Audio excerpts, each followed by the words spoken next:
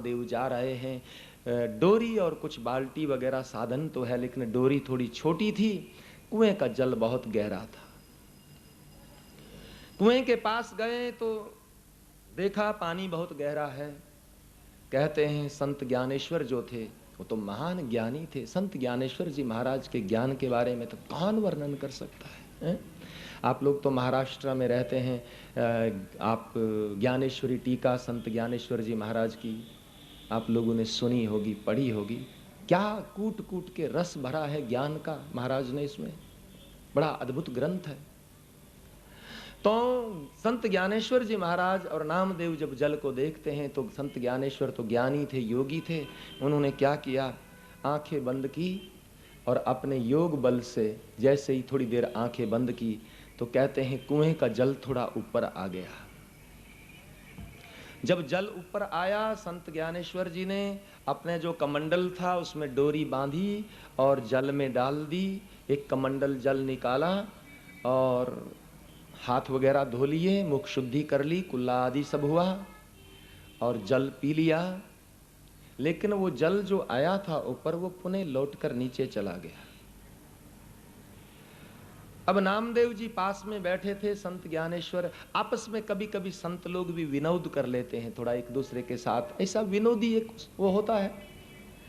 तो आज विनोद में कहते हैं संत ज्ञानेश्वर जी ने नामदेव जी से थोड़ा ऐसे ऐसे विनोदी भाव में कह दिया कि महाराज मैंने तो अपने उससे योग के उससे जल ऊपर ले आया और मैंने जल निकाल करके जल पी लिया। तो आप तो महाराज परम भक्त हैं, आप भी कुछ अपनी साधना का प्रयोग करें ताकि आप भी जल प्राप्त कर सके। ऐसे विनोद में आपस में हंसी मजाक की बात हो रही है। लेकिन भक्त तो कभी कभी विनोद, थोड़ी सी एक क्षण की कोई घटना घट जाती है तो भक्त को ईश्वर की याद आ जाती है। संत नामदेव जी को जैसे ही संत ज्ञानेश्वर जी ने कहा कि आप भी कुछ अपनी साधना का प्रयोग करके और जल को आप प्राप्त करें, कहते हैं ये बात कहते ही नामदेव जी को ईश्वर की याद आने लगी। हो मेरे पास कहाँ साधना है, क्योंकि भक्त को तो भगवान का ही आश्रय होता है। नामदेव जी मन में सोचने लगे मेरे अंदर कहाँ तप है, मेरे अंदर कहाँ साधना है, मेरा बल तो बस मेरे ईश्वर है, मेरे ठाकुर हैं। और कहते हैं संत ने नामदेव जी आंखें बंद करके बस भगवान को प्रार्थना करने लगे, महाराज मेरे पास कहाँ साधना है, मेरा बल तो आप हैं, ये तो क्षण क्षण में आप मुझको संभालते हैं। कहते हैं कुएं के पास खड़े खड़े नामदेव जी जो है बस आंख से अश्रु गिराने लगे। और हुआ ऐसा, नामदेव जी का एक अश्रु बिंदु जो था वो कुएं में गिर गया और जैसे कुएं में अश्रु बिंदु पहुंचा, कहते हैं कुआं उछालता, कुएं का जल एकदम उछाले भरता हुआ नदी की तरह, मान लो बाढ़ आ गई हो, एकदम ऊपर बहने लग गया आकर के। उसके बाद नामदेव जी ने जल लिया और जल ग्रहण किया। तो मैं आपको यह कहने जा रहा था, ज्ञानी को अपने ज्ञान का बल होता है, लेकिन भक्त के ऊपर कोई भी संकट आता है और भक्त पुकारता है भगवान को तो भगवान उसको बल देते हैं। द्रौपदी ने कौन से ऐसे वेद शास्त्रों का बहुत बड़ा वो किया था, लेकिन एक बार भाव से पुकारा और बस भगवान प्रकट हो गए, साड़ी के रूप में आ गए।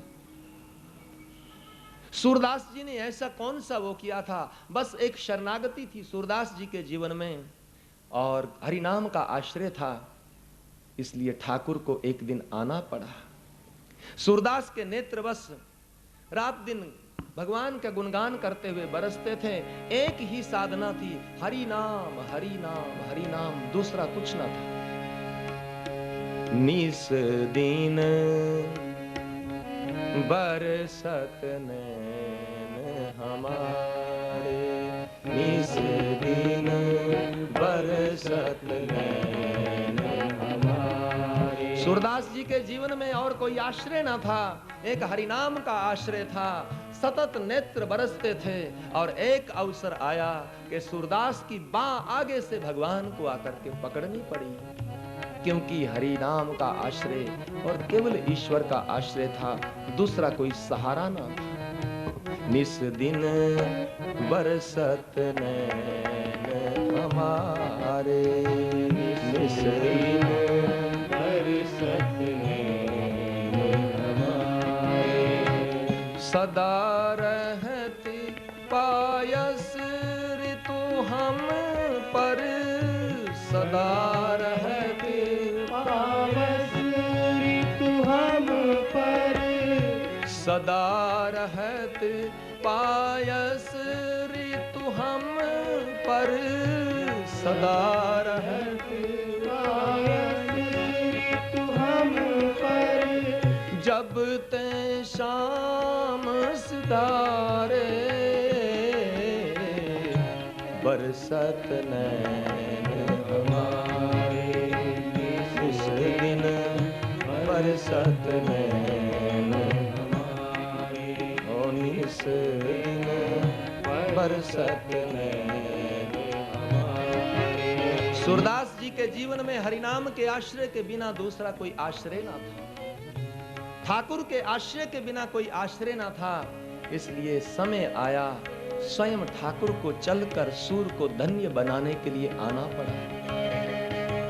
एक दिन कहते हैं घटना घटी सूर के जीवन में, किसी सदग्रस्त के यहाँ गांव में हरि कीर्तन था और सूरदास जी हरि कीर्तन में गए हैं। कुछ लोग एकत्रित हैं और बड़ा प्यारा हरि कीर्तन होता है। सूरदास जी अपना एक तारा लेकर के बस गोविंद गोविंद की ऐसी धुन लग गई है, कौन वर्णन करे। आधी रात बीत गई। आधी रात के बाद धीरे धीरे लोग उठकर अब लौटने लगे जहां कीर्तन चल रहा था, अपने अपने घरों को। लेकिन सूर आज जो है अपने ठाकुर की याद में ऐसे खो चुके हैं, कौन वर्णन कर सकते।